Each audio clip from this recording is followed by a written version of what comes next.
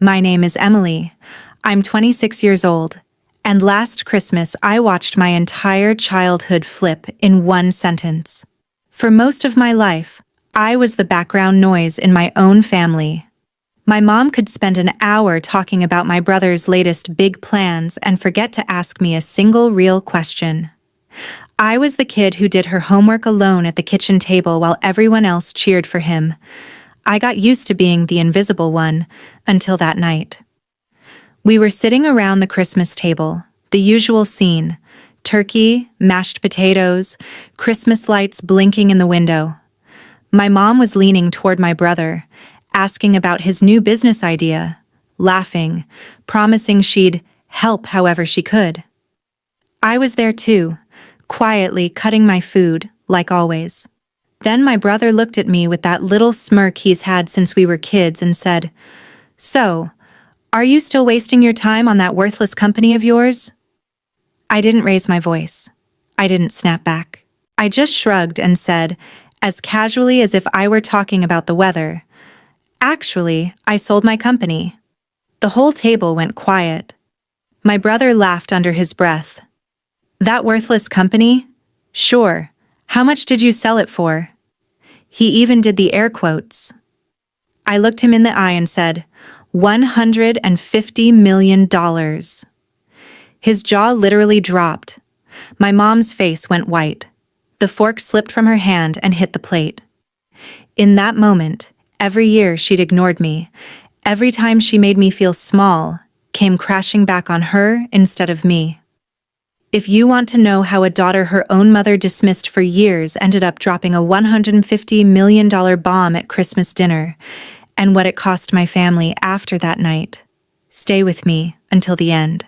I wasn't always the woman who could drop $150 million at a Christmas table and watch her mom turn pale. At 8 years old, I was just the quiet kid hiding in the kitchen doorway, clutching a chipped plastic cup while my brother's 13th birthday looked like a coronation. His name is Alex, 5 years older than me, and from the very beginning he was the star of the family. That day, my mom, Karen, rolled out a brand new mountain bike into our backyard in the suburbs of Seattle. It gleamed in the sun, neighbors clapped, kids cheered, someone yelled that Alex was going to go far in life. My mom hugged him so tight it looked like she was afraid someone might take him away, whispering how proud she was of him. I stood a few feet back in an old thrift store t-shirt, and no one even asked if I wanted to be in the pictures.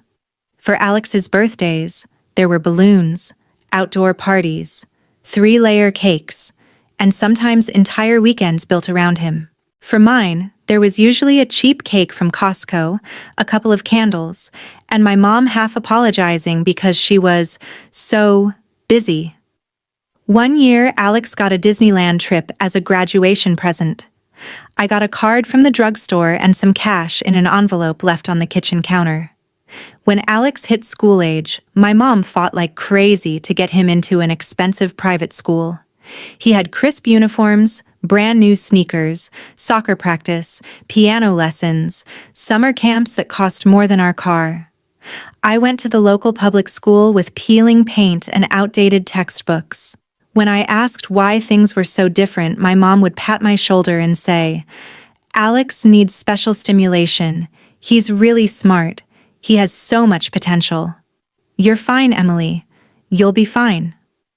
It sounded like a compliment at first, but "you'll be fine" slowly turned into, "we don't have to try for you." My dad worked long hours at a bank and was barely home for dinner.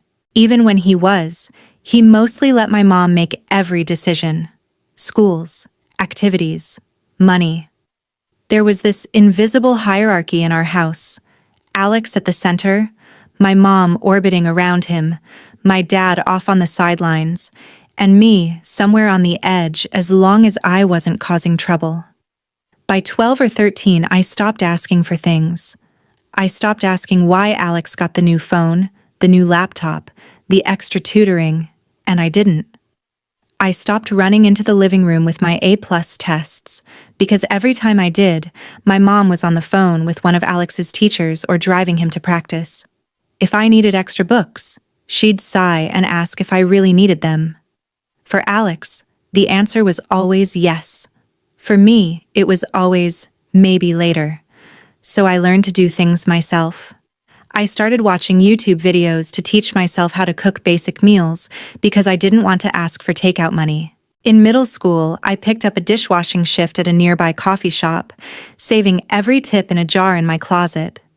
That jar eventually became my first used laptop. I began noticing every small slight and filed it away, not just to hurt about it, but like a list of reasons to never, ever depend on them. At the dinner table, the conversation was always about Alex, his soccer game, his SAT scores, the colleges he might get into. I was there, but I was never the story.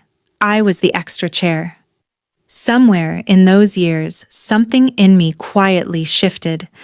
I stopped trying to get my mom to see me and started planning a life that wouldn't require her to. I didn't know it yet, but all those nights being the invisible kid in the corner were doing something important. They were turning into fuel. Fuel for an idea, for a company, and eventually for that Christmas night when my mom would finally be forced to look straight at the daughter she'd spent decades ignoring. College was supposed to be my clean break, my chance to finally step out of the background. I got into the University of Washington in Seattle with a partial scholarship for computer science. When the email came in, I sat on the edge of my bed and read it 3 times just to make sure I wasn't imagining it. My mom glanced at the screen, smiled, and said, "That's great, honey," before asking if I could help her proofread an email to one of Alex's teachers. A week later, Alex got into Stanford, and it was like the Super Bowl had come to our living room. There was a party, relatives over, champagne, a banner. My mom cried and told everyone her son was going to change the world. When I left for UW, she hugged me at the curb, said she was proud of me, and drove off because she was running late. When Alex left for Stanford, she flew down with him, helped decorate his dorm room, and posted a whole album of photos on Facebook. My move-in day was a couple of suitcases and a used comforter I'd bought with my own money. I lived in a cramped apartment near campus with 2 roommates, the kind of place where you could hear someone sneeze in the next building. My scholarship covered part of tuition, but not everything. To survive, I picked up a part-time job at a Starbucks a few blocks from campus. I'd wake up at 4:30 a.m., throw on my green apron, and spend the morning spelling people's names wrong on cups, then rush to algorithms or data structures lectures with coffee stains on my sleeves. Between classes, I'd sit in the library with my beat-up used laptop, watching free coding videos on YouTube and Coursera because the official textbooks were too expensive. While everyone else joined clubs and went to parties, I was learning how to build basic apps. I didn't feel sorry for myself. Honestly, it felt kind of good, like I was slowly building something that was mine. The idea that changed everything started in the most boring way possible. People complaining. My friends were constantly exhausted. They'd pull all-nighters, eat trash from vending machines, skip the gym for weeks, then crash and wonder why they felt like zombies. My roommate would say, "I wish something would just tell me when to get off my ass and drink water." One afternoon, sitting at a sticky cafe table between shifts, it hit me. What if there was one simple app that helped people keep track of the basics, what they ate, how they moved, how they slept, and actually nudged them to do better, without being annoying or complicated? I started sketching screens in a cheap notebook. Little graphs for sleep, color-coded bars for workouts, reminders that looked more like friendly texts than alarms. I called it Health Track, mostly because every other name I thought of sounded stupid and the domain for that one was still available. I'd come home from my night lab, make instant noodles, and code until 2 in the morning. The first version was rough, but it worked. You could log your meals, your workouts, your water, and see how your week looked. I gave it to a couple of friends and told them to be honest. They immediately tore it apart. This button sucks. I forgot to log because there's no reminder. Why is this chart so ugly? It stung, but I fixed everything they complained about. Little by little, more people started using it. A girl in my stats class told her boyfriend, who told his frat brothers, who told their entire group chat. Someone left a random positive review that made me cry in the bathroom at work. When HealthTrack made its first $500 from in-app ads, I stared at the dashboard for a full minute. It wasn't much, but it was more than my family had ever invested in me. I took that money and bought a slightly better used laptop so I could code faster.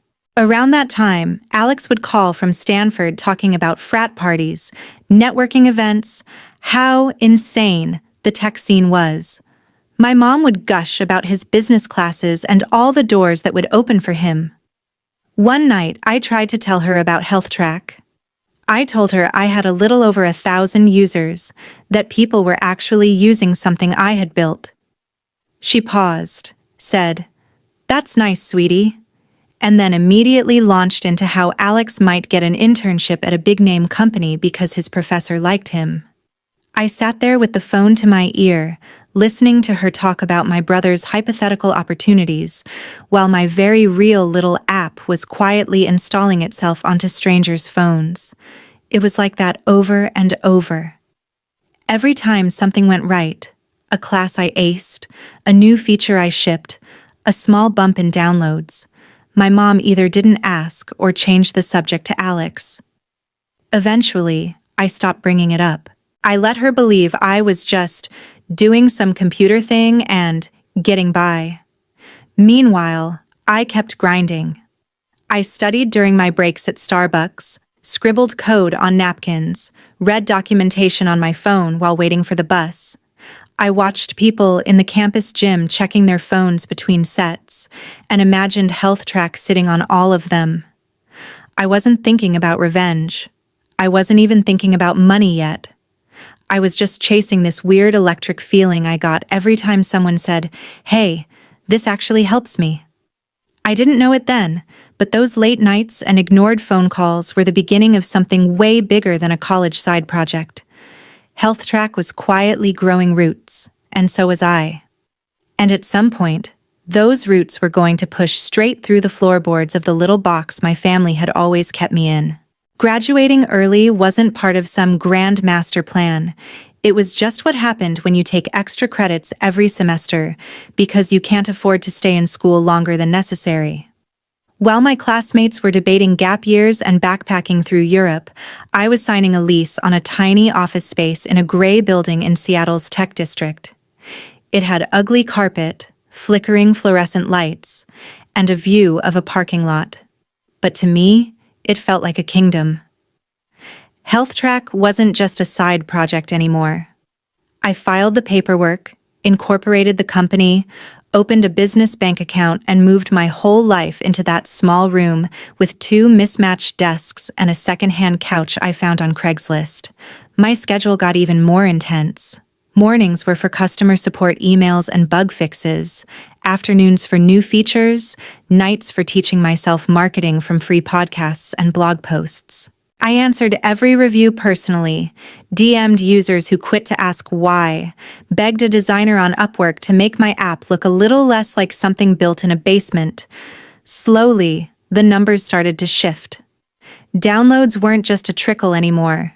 People were sharing screenshots of their progress on social media. A local trainer reached out and asked if he could recommend HealthTrack to his clients. Then another. A small gym asked if we could create a custom onboard message for their members. I said yes to everything. I built a basic premium tier. Nothing crazy. Just a few extra features and deeper insights for a few dollars a month. When our annualized subscription revenue hit $50,000, I stared at that number and felt the room tip a little. It wasn't quit your life money, but it was, this is real money. Real enough that I hired 2 junior developers fresh out of school, kids like me who just needed someone to bet on them. We cramped into that tiny office with laptops and cheap coffee, eating takeout and pushing updates every week. Somewhere in the middle of all this, Alex's big Stanford dream started cracking. His first startup, some kind of hyper-local delivery app, tanked. He burned through $100,000 of my mom's money, shut it down, and moved back home. Karen called me crying about how hard the world was for her. Poor boy. How he just needed one good break. How she was worried about his confidence. She barely asked what I was doing. When she did, it was a vague, "That app is still going okay, right?" Like I was talking about a hobby, not a company. I kept my answers short. "Yeah, it's fine. Yeah, we're growing." I didn't mention revenue. I didn't mention employees. It felt pointless. While Alex was working part-time at Target and later at Best Buy, talking about getting back into the startup scene soon, I was negotiating our first partnerships with actual companies. A chain of gyms wanted a branded version of HealthTrack. Then an insurance company reached out about possibly rewarding their users for healthy habits tracked through the app. I was still driving an old Toyota and wearing the same sneakers from college, eating Chipotle on the office couch. So from the outside, nothing looked impressive. Inside my little world, everything was shifting. One day, an email popped into my inbox from a business development guy at a very large tech company. They wanted to talk about strategic options, which is corporate language for, "We might want to buy you." I walked into that meeting in my only decent blazer, palms sweating, trying not to look like a kid who still lived on takeout. They offered $50 million for HealthTrack. 50. With more zeros than my 8-year-old self could have imagined. For a moment, I pictured calling my mom, heard her finally saying, "I knew you had it in you." Then I listened to the rest of the offer. They wanted full control. They wanted to optimize the monetization funnel, which was a fancy way of saying they wanted to shove ads and upsells into every corner of something users trusted to take care of their health. It felt wrong. I said no. My lawyers almost choked, but turning that offer down sent a different signal into the water. If one big player wanted us, others might too. A local venture capital firm that focused on health tech reached out. They didn't want to buy, they wanted to invest and help us scale. I negotiated hard and took $8 million, enough to grow, but not enough to lose control. We opened a second office in Portland, hired more engineers, expanded our mental health tools. HealthTrack integrated deeply with Apple Health, Fitbit, all the big wearables. We crossed 1 million active users. Annual revenue climbed into 8 figures.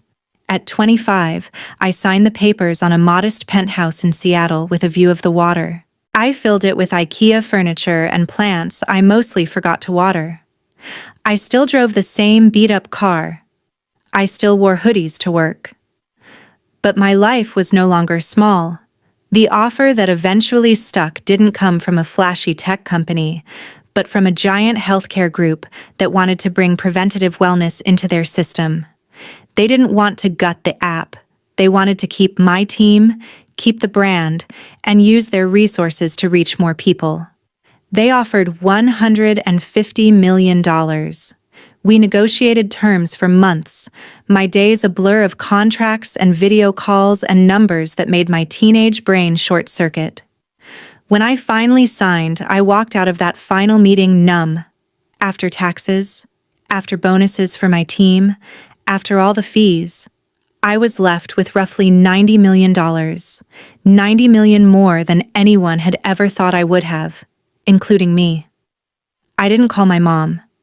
Instead, I called a therapist. Sitting in that small, quiet office, I talked for the first time in my life about what it felt like to be the invisible kid, the "you'll be fine" child, the afterthought.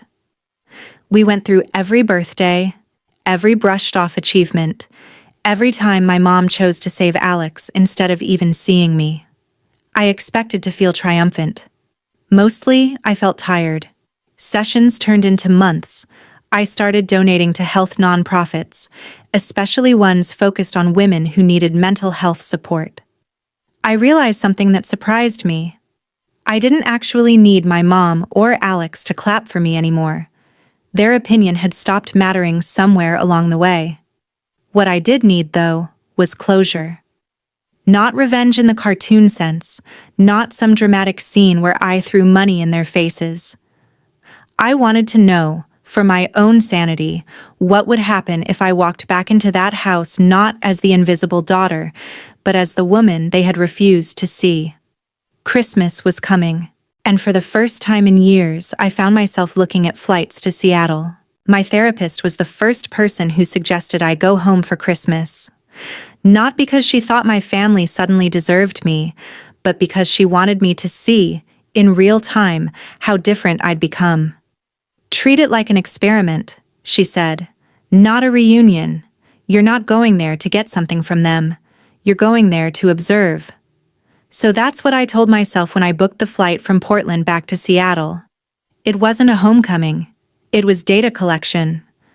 I could have driven. But there was something symbolic about flying into the city I grew up in as the founder, who had just sold her company for $150 million. I didn't tell my mom about the sale. I just texted her that I was free this year if she still wanted me there for Christmas. She replied within seconds, more enthusiastic than I expected. Of course, Alex will be here too. It'll be just like old times. The heart at the end almost made me laugh. Old times were exactly what I was nervous about. I booked a room at a hotel near the airport instead of staying at the house. That decision alone felt like drawing a line in thick black marker.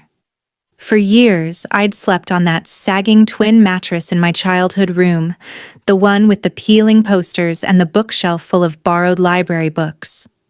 This time, I wanted a door I could close that wasn't hers. On Christmas Eve, I landed in a gray Seattle afternoon. The clouds were heavy, the air wet and familiar. I checked into the hotel, dropped my suitcase, and just stood there for a minute looking at the clean, anonymous room. White sheets, neutral art. No history. No ghost of a younger me trying to be seen. The next day, I drove my rental car to my mom's house. The neighborhood looked smaller somehow. The same cracked sidewalks, the same pitiful little park at the end of the street. Her house still had the faded blue paint and the overwatered lawn. The only thing different was the plastic Christmas reindeer on the lawn, one of its antlers bent. My heart picked up as I walked up the front steps, but it wasn't fear. It was more like stage fright. The door opened before I could knock. My mom stood there in a flour-dusted apron, cheeks pink from the oven heat, the smell of roasting turkey rolling out behind her. For a split second, I saw the mom I used to chase after with drawings and test scores. Then the moment passed. She pulled me into a quick hug, more polite than anything. "Emily, you look so grown up," she said, stepping back to look at my coat, my shoes, my face, like she was evaluating a stranger's outfit. "How's work? Still doing your computer stuff?" "Yeah," I said, shrugging. "Still doing my computer stuff." She nodded like that answered everything and immediately launched into an update about Alex. "He was doing so much better," she said. "He had this amazing new business idea and was really turning things around." Her eyes lit up in a way they never did when she looked at me. "You'll see. He's been working so hard. I'm just so proud of him." I stepped inside. The house smelled like nutmeg and sugar and dish soap. The same artificial Christmas tree stood in the corner of the living room, loaded with old ornaments. There were framed photos of Alex in his football uniform, Alex at Stanford, Alex in a suit at some networking event. None of me. Not one. I spotted a picture from when we were kids. Alex on his new bike in the backyard, my mom's arm thrown around him, me blurry on the edge of the frame, half cut off. I almost smiled. "Alex," my mom called toward the living room. Your sister's here." He was sprawled on the couch, watching an NFL game with a beer in his hand, one sock on, one off, like always.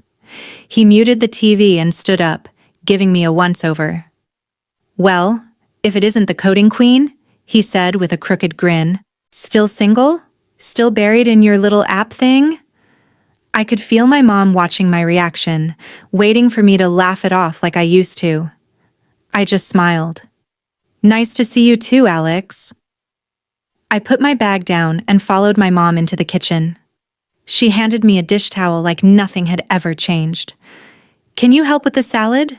We're doing the cranberry one you liked when you were little," she said, already moving back to basting the turkey.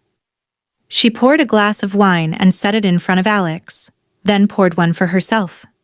She didn't offer me any, just gestured toward the tap water like she always had.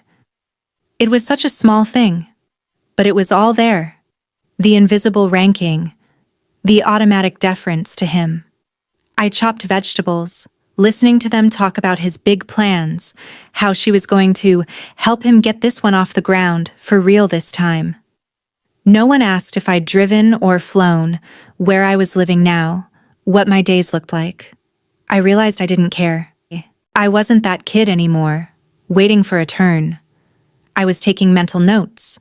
How she kept circling back to Alex. How he soaked it up. How automatically I had slipped into the role of quiet helper in the kitchen. When she finally called us to the table, my pulse picked up again. The plates were set the same way they always had been growing up. Alex at one end, my mom nearest to him, me off to the side. I sat down in my old spot, but I wasn't the same person. This time, I wasn't here to disappear. I was here to see exactly what happened when the ghost in the corner finally decided to speak. Dinner started the way it always had, with my mother directing every bit of attention toward Alex. She passed him the mashed potatoes first, laughed at every lukewarm joke he made, and asked about his big new venture like he'd already gone public. He launched into a rambling explanation about an online sports gear store, how the market is wide open, and he just needed a little capital to get it off the ground. My mom nodded along, eyes shining. "And of course I told him I'd help," she said, glancing at me like she expected approval. "A little push now, and he'll be unstoppable."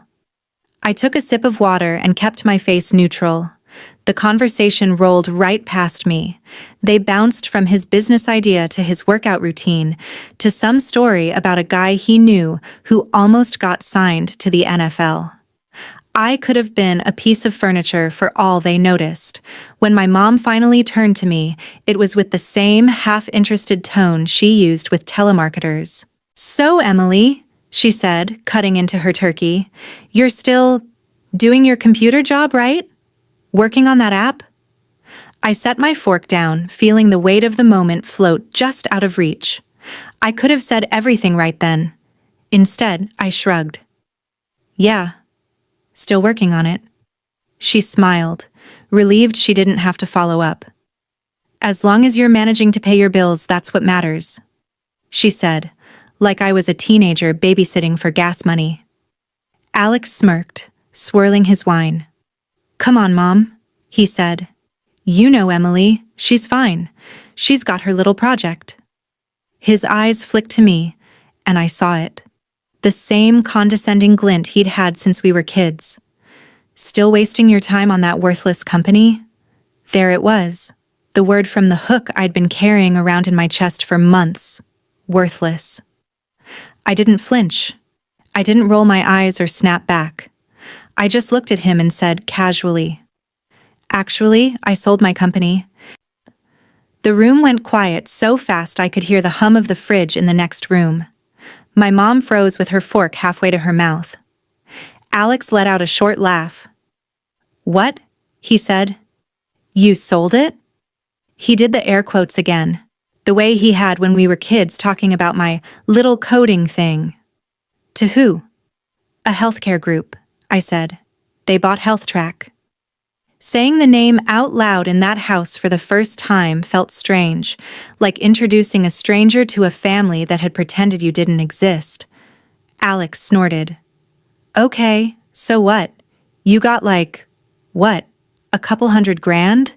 Enough to move out of your little shoebox apartment? His face was bright red now, half from the wine, half from the idea that I might have actually done something real without him. How much did you sell it for exactly? My mom was staring at me, eyes wide. Yes, she said softly. How much? I met his eyes and saw the challenge there, the assumption that he was still above me, no matter what I said. I let a beat of silence stretch out until I could feel the tension buzzing in the air. Then I said, clear and steady, $150 million. His jaw literally dropped. It wasn't just a saying. His mouth actually fell open, like his brain had disconnected from his body.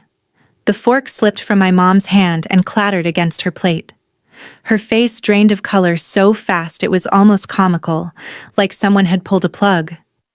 For a second, nobody moved. Nobody breathed. Then everything happened at once. That's not funny, Emily, my mom whispered. That's not a nice joke. You're lying, Alex snapped, regaining his voice. You're not that smart. Nobody pays that kind of money for some stupid phone app. I pulled my phone out of my pocket, unlocked it, and turned the screen toward them. I'd left the banking app open because some part of me knew this would happen. The balance stared back at them, a number so long it barely fit on one line. This is after taxes, I said quietly. After paying my team. After everything.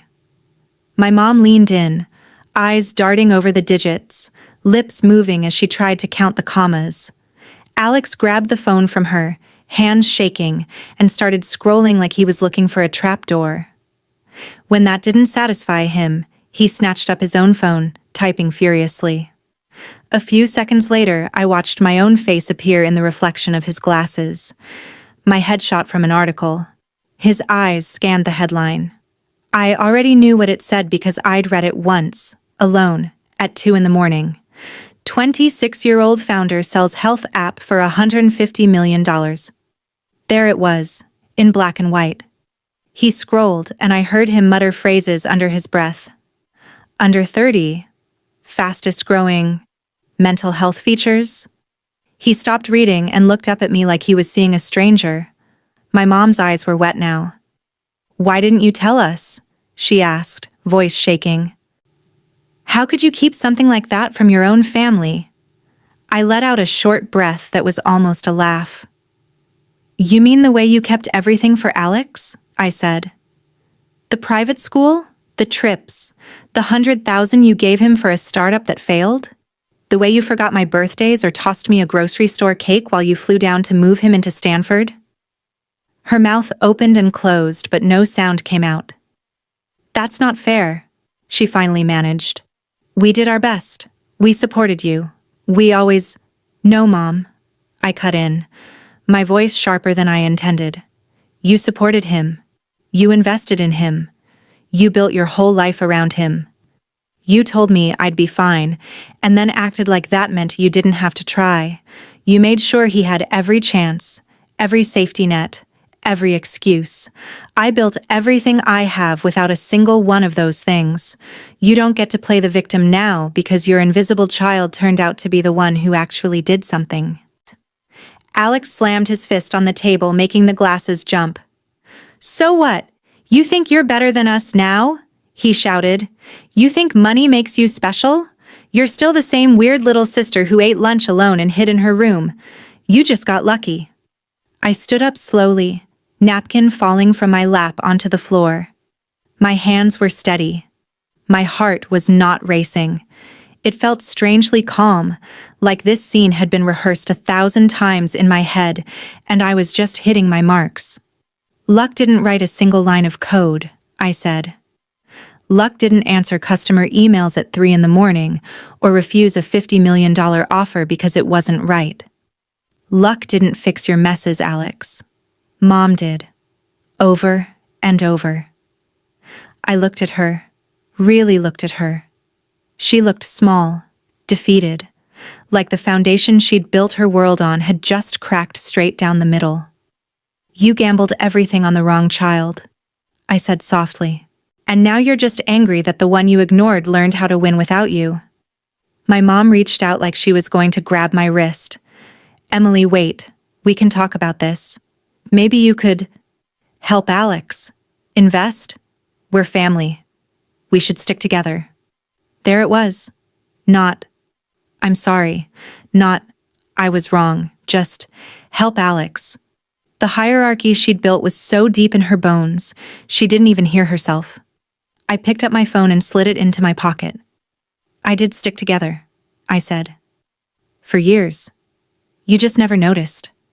I pushed my chair back from the table. The Christmas lights blinked lazily in the window behind them, reflecting off their stunned faces. "Enjoy dinner?" I added. "Merry Christmas." And then I walked out of the house I grew up in, leaving my mother pale, my brother speechless, and 20+ years of being invisible sitting at that table behind me. The fallout from that Christmas dinner didn't happen all at once. It was more like a slow-motion collapse. I went back to my hotel that night, kicked off my shoes, and sat on the bed in the dark, staring at the city lights through the window. I half expected my phone to explode immediately. It didn't. The first wave hit the next morning. Long, rambling texts from my mom about family and misunderstandings, mixed in with accusations that I had humiliated my brother on purpose. A few hours later, Alex chimed in, calling me selfish, ungrateful, accusing me of turning my back on the people who raised you. I didn't answer. 2 days after that, a letter showed up from a lawyer representing both of them, demanding $3 million as compensation for the years of support, housing, food, and education they had provided. Reading it was like watching someone put a price tag on a childhood they barely showed up for. I handed it to my own attorney, who wrote back in language much colder than I ever could have. He politely declined, then attached a detailed breakdown of my parents' financial records my accountant had pulled together. Every tuition payment for Alex, every check for his failed startup, every major expense with his name on it, and a big fat zero next to mine. At the end, he added that if they pursued their claim, we'd have no choice but to make those records part of the public record. The next message I got was short and frantic. "We're dropping it. Let's just forget lawyers." There was no apology, just retreat. Somewhere in the middle of that mess, Alex's life started to unravel. He was already fragile, furious that I'd passed him in a race he didn't even know we were running. He drank more, showed up late to his job at Best Buy, snapped at a customer who recorded the whole meltdown on their phone. The video hit a local Facebook group where people connected the dots between the ranting guy in the blue polo and the online posts he'd made, trashing his rich, ungrateful sister. A week later, he was fired. His new big idea for an online sports gear store never really got off the ground. Between credit card debt and a small business loan he didn't understand, he sank fast. My mom tried to save him the way she always had, refinancing the house, pouring whatever she had left into his black hole. It still wasn't enough.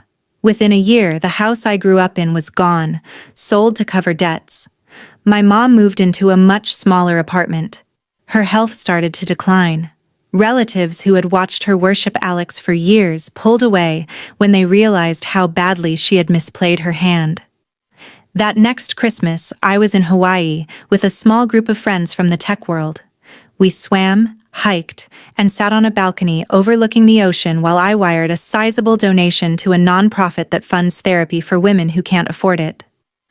At some point, my phone buzzed with a message from a younger cousin. She'd seen the article about me and wrote that my story made her feel less crazy for being the overlooked kid in her own house. I invited her to call me anytime she wanted to talk about careers, money, or just life. She did. I became the mentor I had needed at 16. Months later, an envelope arrived at my office. Inside was a handwritten letter from my mom. She said she was sorry. Sorry she had favored Alex. Sorry she hadn't seen me. Sorry it had taken a headline about millions of dollars for her to realize what she'd thrown away. She wrote that she wished she could go back, that she hoped one day I would forgive her, that maybe we could start over.